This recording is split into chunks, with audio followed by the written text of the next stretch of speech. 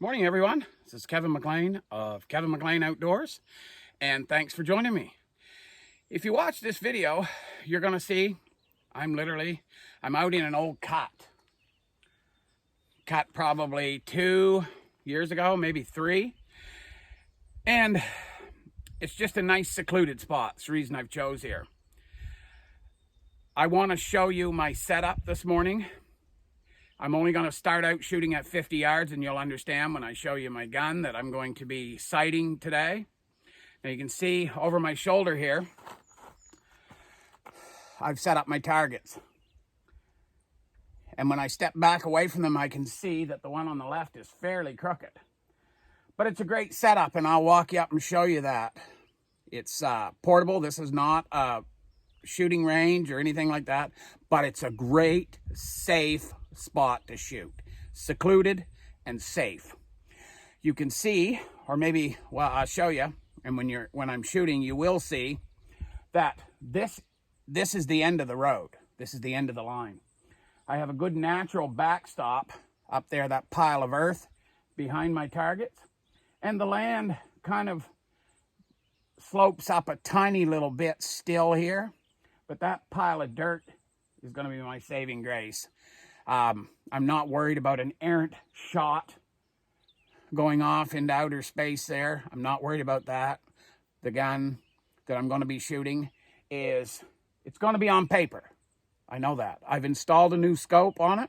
I'm going to show you that. I'm going to talk about the scope. I'm going to talk about the gun.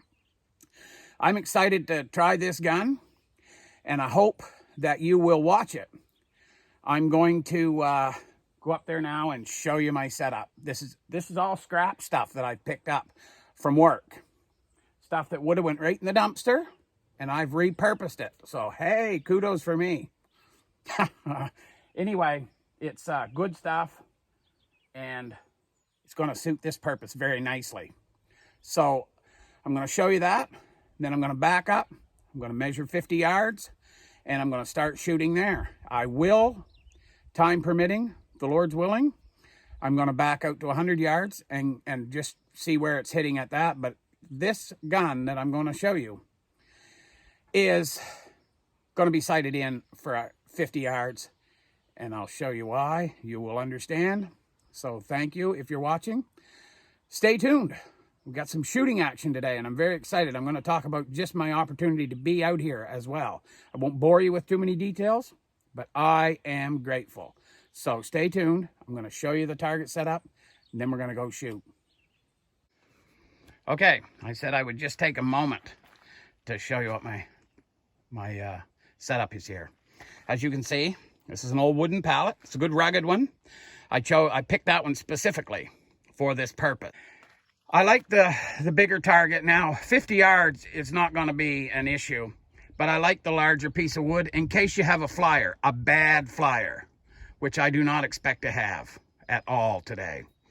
It enables me to put the 2 targets on, and that will become clear to you when things move along here. I like these targets because not only do you have this bullseye, you have 4 others, and a little less walking maybe. So on the back of this piece of plywood, to make it solid, I picked up a couple of scrap pieces of 2x4, and they're rough, perfect for what I'm doing here today. I'm hoping to not put too many bullets through them. I'd like to keep this target stand. I'll move it to another spot here, or maybe if I had to, I could take it apart. It took me about 10 minutes to assemble, and it was free, and it's a beautiful target stand. I'm in a beautiful spot, and I'm really looking forward to shooting. So we'll talk more. I'm going to move my car down the road, and we're going to start shooting.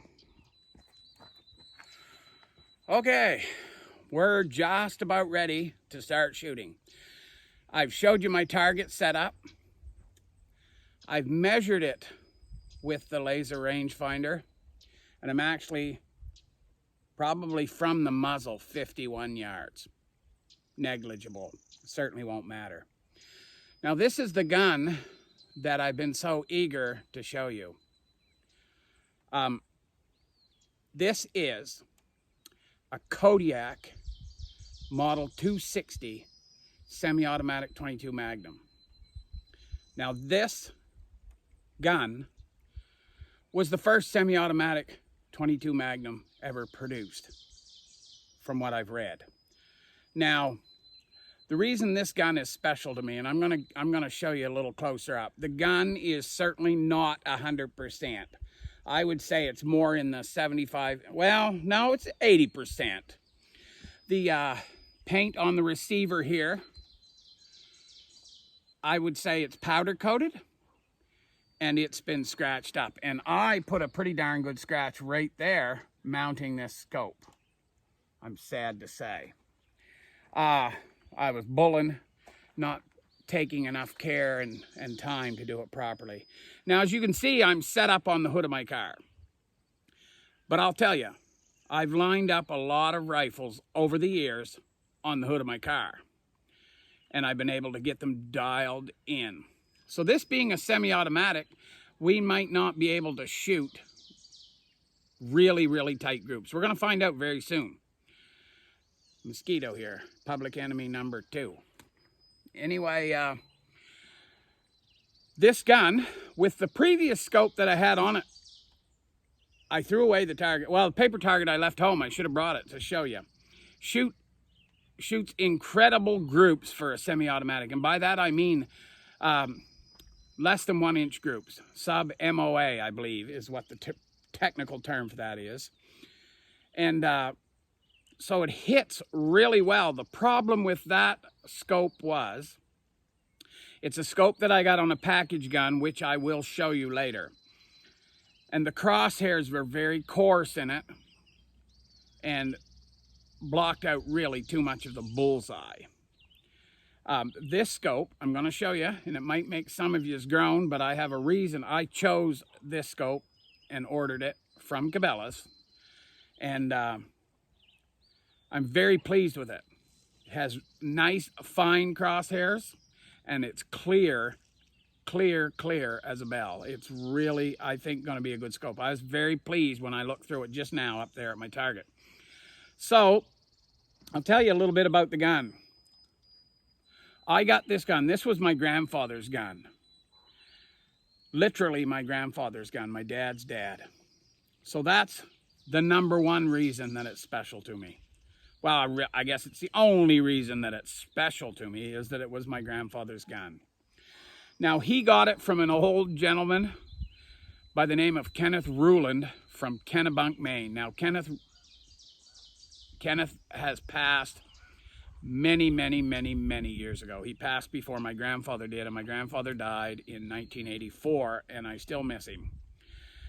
So Kenneth bought this gun probably in Maine, New Hampshire, Vermont, somewhere there. Kennebunk is pretty close to the New Hampshire line. So he bought it and brought it up and gave it to my grandfather. And my grandfather had it for I don't know how long, but when he passed away, my grandmother thought that he would want me to have this gun. And I'll tell you, there's a fair amount of boys in the family and a fair amount of grandsons. So the fact that I got this one, I know he had other firearms that went other places, but the fact that I got this one still touches me. The Kodiac rifle was made, I'm drawing a blank. I researched, the internet is a wonderful thing, but anyway, this gun was probably made about roughly 60 years ago in New Haven, Connecticut, or North Haven. North Haven, Connecticut. And it was a conglomeration. It was an employee-owned company from 2 other gun makers, I guess. And they got together and built this. Or started a factory, and they made several guns. Now, if you do any research on the 260s, they're jammers. When I got this gun, it would jam every second shot. Now, I have had it apart and cleaned it really well, and it's working pretty good. The last time I had it out, I fired 30 rounds, and it probably did jam twice. Now, if you're facing down a herd of walkers, this would pile them up left, right, and center. I'm kidding. But If it was your last line of defense, sure, but I would say if you had something that you knew faithfully would not jam, then you might leave this one as your backup. But it's fun to shoot, and I'll show you a little bit about it. This, they talk about the bullseye ring on the rubber buttstock here. I don't know whether you can see that or not. Yeah, there you can. You can see the receiver's got some scratches on it. I like this safety. That's kind of a Remington feature, and I'm very comfortable with that safety. And I like it.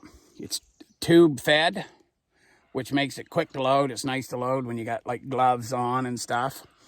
Now this scope, if you can see that, I told you I bought it from Cabelas. This is a caliber specific scope made for a 22 Magnum. I'm not sure whether you're able to read that or not. It's designed actually for 30 grain Hornady bullets. Now, I'm not going to use them. If you follow me much at all, you're going to soon find that I'm a Remington fan. I like Remington guns. I like them all, don't get me wrong. But I've had quite a few Remington guns over the years, and I like the Remington firearms. I've had good fortune with them. I've been very blessed with them. And the ammunition, for store-bought ammunition, works really well. I can't recall that I've ever had a misfire in a Remington 22 Magnum. I don't believe so. I can't remember whether I've ever had a misfire with the 22 Magnum. I'm sure I have many, many years ago, but not that I can remember. So, not the most expensive bullets, but they work really well. I can always get a pretty good group with them, so that's what I'm going to be using. These are 40 grain power soft point Remington shells. I don't have a way to show you the scope, but it is a BDC reticle, and if you're watching this, you probably know what that means anyway. So the literature says to line this up. It's 22 Magnum, right? I mean, it's not a 400-yard gun, so I'm going to line it up for 50 yards is what they say. And then, if all goes well, I'm going to move back. I will fire it, if I have time, at 100 yards just to see what happens. But I'm going to load her up and give her a try. My dog, who's the most wonderful beagle you could ever imagine, has been here all along, and you haven't heard a word out of him, have you? And he's just sitting down there patiently. Now, with this gun, it's not too loud, so I'm not worried about it bothering his ears. When I'm hoping that I can make another video. I'm going to make it a separate video. I have another gun to show you, and we're going to give that a whirl. Now, if I shoot that one, it's going to be louder, so I will move him down the road a bit. I don't want him hurting his ears. He's a very, very good dog. He loves people anyway. I bring him with me. You can see in the windshield here, I have a wheelchair tag, and my lovely wife is disabled. I hate to label anybody with that, but it's the simplest term. So she's unable to watch the dog, really, to let him outside. She could watch him. He just lays on the bed or lays on his bed and doesn't do anything, but he does have to go out once in a while. And she's unable to do that. So he travels with me all the time. He goes to work with me, and he comes out here. If I was only going to be an hour or two, I could leave him home, but he gives you that old mournful beagle look, and he's really no trouble, so I bring him. But anyway, I'm going to load this up and give it a whirl. And new scope, never been fired before. I bore sighted it. It's right dead on. Now, the bore sight obviously is calibrated for 100 yards, so we'll see what happens with this, right? But it's right dead on. I'm going to try it, and we'll see what's going on. I've got a little bit of a wind here now, just a tiny breeze, and it's coming from about the 4 o'clock position as I stand here, you know, maybe 4:30. So, and it's very slight, so it's not a big deal. Now, if I've bored you to death with all these details, I apologize. Just a quick note. If this gun works well, and the last time I had it out with the other scope on it, it did work very well. It jammed twice in 30 round, actually 35 round, because I had 5 in another box that I fired. So 35 round, it jammed twice. And then I come up with a little solution. And if this works well, I will share with you what that solution is. So if you have a Kodiac 260 and it's jamming on you, get it clean. As I said, when I first got this, Grampy obviously had never cleaned it, and it was gummed up and it jammed every other shot at least. And I've since got it cleaned up pretty good and lubed up, and it's working pretty good, but I'll show you that. So I am actually going to stop the camera while I load it. And, well, I guess I don't even need to do that. I'm just going to shake out 5 round at a time.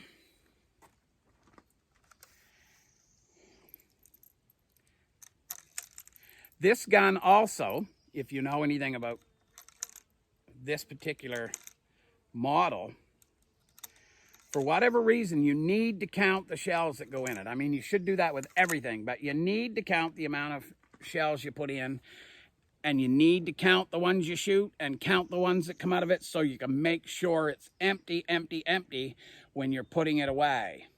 Because we know that everybody that dies with a gun accidentally dies with an unloaded gun, right? But it's a little finicky to unload. So anyway, that's where we are. So I'm excited to give this a try. As I said, this is not the ideal setup, but I've lined up many a rifle over the years, right over the hood of a car. And technically speaking, I guess you're not supposed to do that because that's shooting from a vehicle, but I'm not shooting from a vehicle. I'm very safe here. I'm going to fire these shots. The dog's got his rope tangled up, and I'm going to go rescue him after that, and then we'll see how we hit. I got my spotting scope set up here. You can't see it. I'll talk about all that stuff. Maybe I'll make separate videos on stuff. But anyway, let's shoot. I don't have my eye protection. I think I'm probably okay. So, safety's on. She's charged.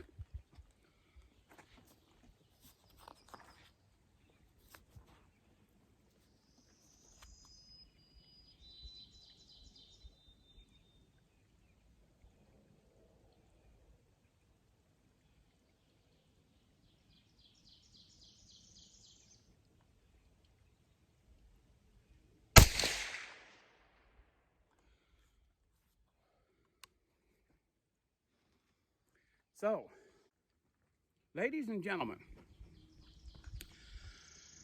as I said, the bore sight is 100 yards, right? So I just fired that, and I'm so happy with it that I'm going to stop the camera and I'm going to walk up there and I'm going to show you where I hit.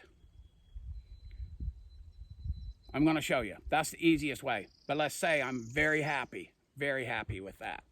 And I'll say this, I suspect that it's probably pretty close to being on at 100 yards.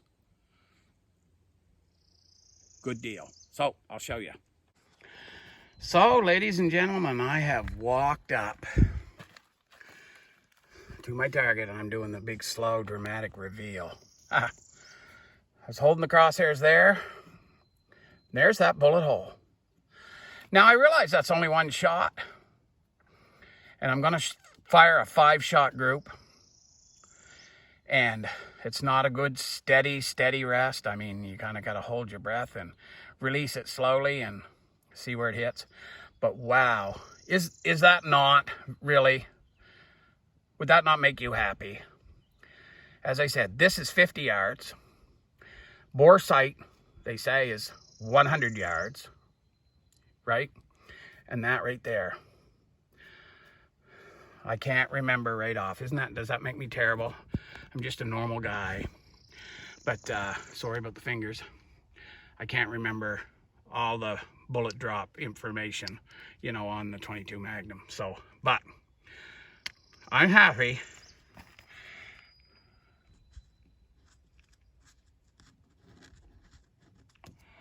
So I just rimmed that with black marker a little bit so I can see it a little more clearly.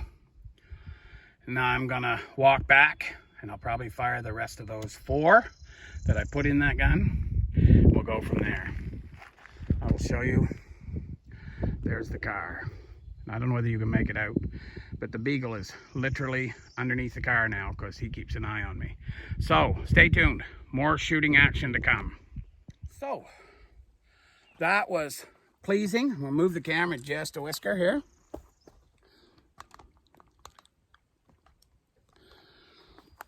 That was pleasing, very pleasing. As you can see, I mean, that was one shot, but the gun cycled perfectly. It's only one cycle. About the last 10 rounds I fired out of this when I was out in this spot a few weeks ago with the other scope on it. I played with it a little bit and fired 10 rounds pretty quickly, just picking tree stumps here and popping them, and it never jammed once. Took it home, took it apart, cleaned it, lubed it. I'm hoping that it'll do the same thing. Now that shot was beautiful. I'm not moving the crosshairs. I'm looking for a group. You know, when you shoot, there's always ends up being a flyer. I hope that we don't get that this time. I'm very happy with that shot. As I said, this is not a lead sled or aqua sled. My buddy has one, and I know I could use it. I just didn't get it. It needs a level table anyway, and I knew I was going to have that. But I'm going to fire the rest of the 4 that is in this, and hopefully I don't make a fool of myself. I don't know how big a group I will get or how small a group. Obviously, we're looking for a small group, but we're going to try it and find out. I can't say enough times how happy I am with that one shot, and as I said, the rest of them might not be that good because the gun isn't being held real steady. It is moving. I can kind of timing my heartbeats here and whatnot, so let's give her a whirl. Excuse me.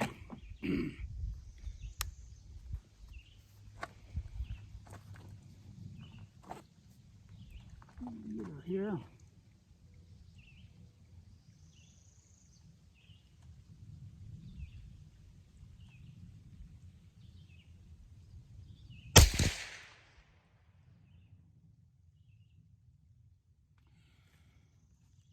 I'm gonna look through the spotting scope. Okay, so, you know, truthfulness, you see. That one right there is just, I could grab another target and show you. It's in the bullseye at the 50, you know, obviously the bullseye. So it's not the 2 inches high. So let's fire the rest of these and see how we make out.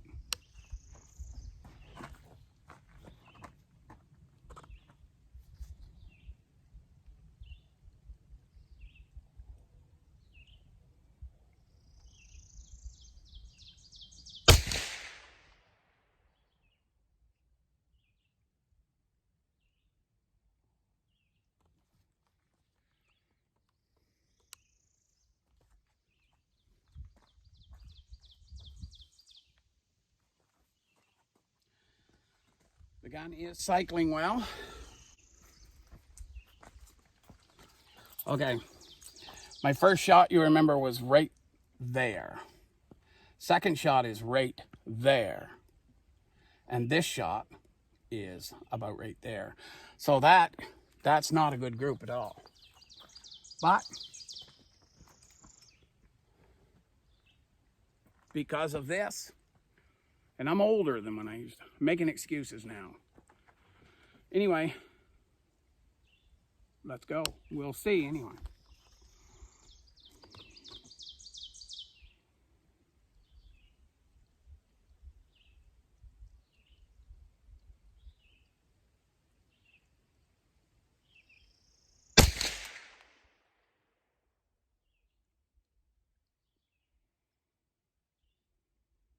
I can tell. I can tell whether this gun jams right when I squeeze the trigger, and it did not. But at any rate, I'm going to fire this last one. I haven't looked through the spotting scope. Not exactly sure where that other one went, so.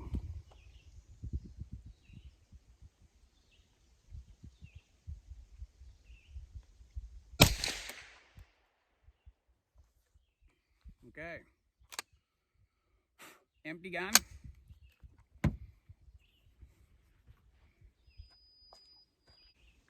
So I'm going to walk up once again and we'll have a look. So I'll take you with me. So let's look at this. That, as you remember, was shot number 1. That was shot number 2. Okay. That one there was shot number 3. That was shot number 4. And that was shot number 5. So look at those 2 holes are actually cutting each other. So of course, that's probably more of a fluke than anything. But I'm going to load up 5 more. I'm going to shoot them and we'll see where they go. But I'm going to black them ones out for right now. And then go back, put 5 more in. We'll fire 5 more shots. See what kind of a group we're getting. Maybe I will switch to this target. And we'll see what happens. Okay? So that's what I'm going to do. As you can see, though, the gun has cycled flawlessly, which makes me very happy. So, stay tuned. We'll get this dialed in a little better, maybe. I might, after this 5, I might move the crosshairs. I'm not sure. I've put 5 more rounds in the tube. I've charged it, so it's hot. I mean, I got the safety on, but it's hot. I'm going to fire these 5 a little bit quicker, and I'm looking for a group. I don't want to start monkeying with the scope until I've got a good group established. That would be silly. It's a little, I don't even know how much I'll move it because I want the real good steady rest. But certainly that would be like a dead groundhog or whatever you was squeezing the trigger on at that yardage there. It would definitely be a killer. So I'm going to fire these 5 a little bit quicker. Hopefully it cycles really well. If it does, I'm going to give you a quick little, I'll show you what I did, what I used to get it cycling smoothly. And I might just look silly if it doesn't cycle. I mean, these guns are actually known to be jammers. I told you that. So I wasn't even going to come this morning. I have an awful lot to do. I want to say, if you go over to my other channel, The Homemaker Husband, I'm really fairly busy, and but my wife suggested that I come out this morning and do a little shooting, and I've got a lot of stuff to do today, but she suggested that. And you know what? I wasn't going to come, and then I thought, no, you know what? I'm going to take the opportunity when I have it, so I'm very grateful to be able to get out here. I want to fire the other gun that I brought. I'm going to make that a separate video because these, I realize, can get quite long. But I want to show you that, and I want to try it. I've had it out, but I couldn't get it to hit good, and I got frustrated that day. It was hot, and I started chasing bullets around the paper a little bit, and I don't like that. I'm going to fire it at 50 yards too first. And you'll understand why when you see what I'm shooting. So anyway, let's give this one another 5, and at least I'll have a real good idea of what I'm up against. So let's do it. My dog is bored to death laying down there staring at me. So the wind is picking up a little more. Crazy, huh? It's about the 1 o'clock, but I don't believe, I'm going to buy one of them things for the wind speed. I don't believe it will affect a bullet at this target, at this range. So I'm going to pick a square here. I'm going to shoot for the bottom left-hand corner target.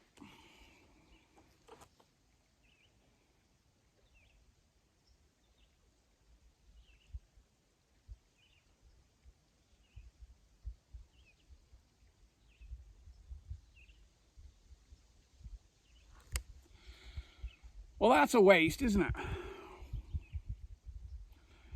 No wonder the trigger pull was so severe.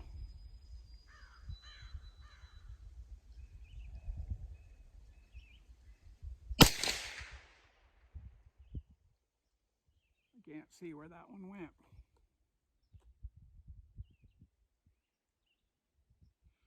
Yes, I do.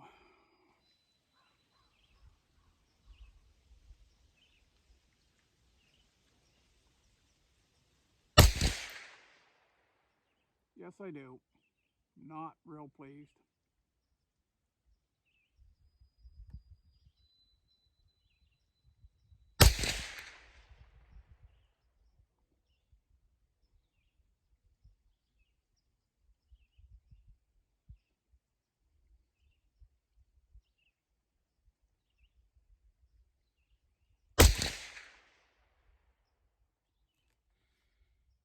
Not like it.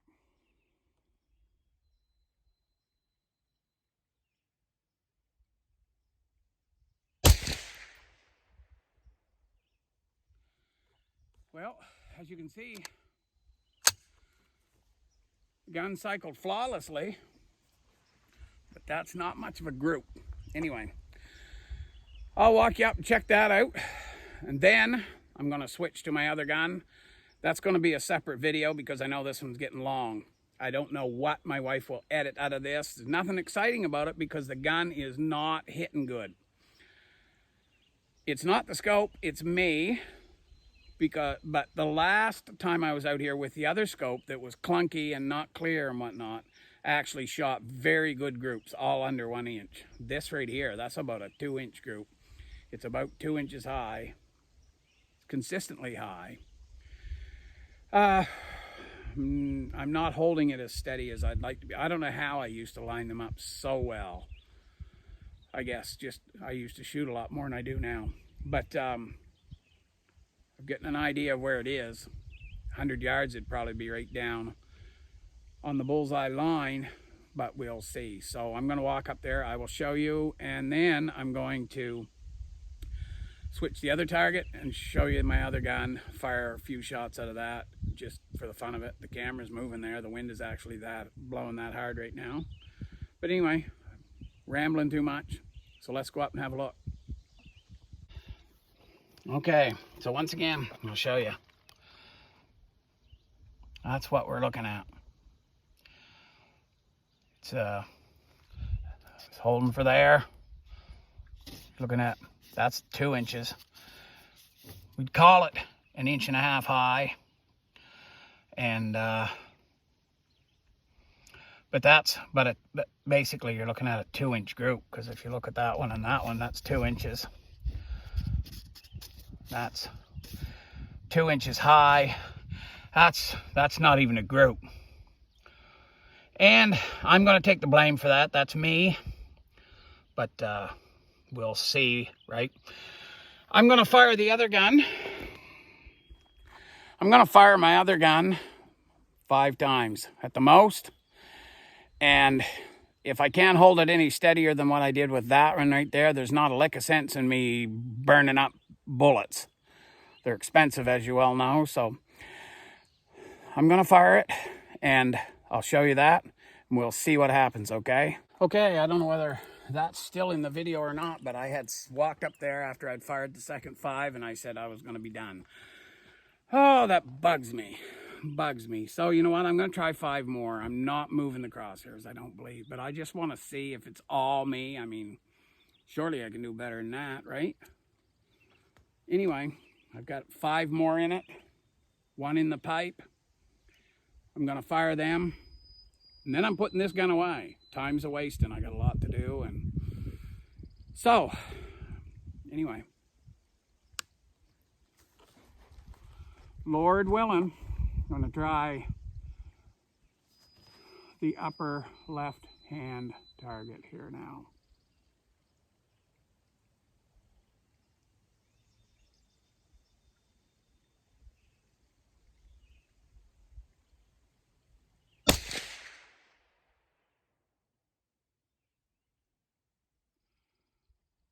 I've seen dirt fly behind the target, but I can see the bullet, I guess.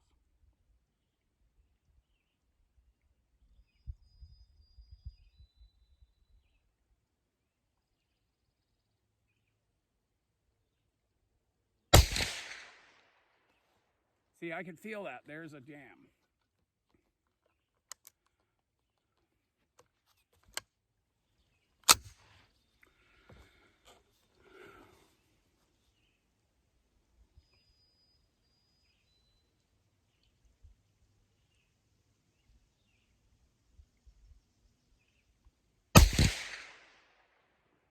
You could see that one, and she jammed again. That is the issue that these things had.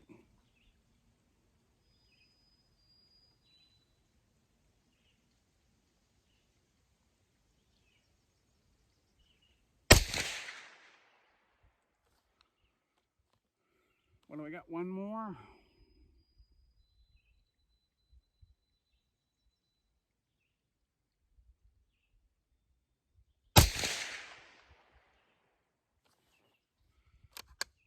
Empty gun. Yikes. So, I'm going to walk up there real quick. I'll let you look at that. And I'm going to put this gun away. And I don't know about the rest of you, but I hate going home from a day of shooting or a morning of shooting or an hour of shooting disappointed. But that's what it's going to be.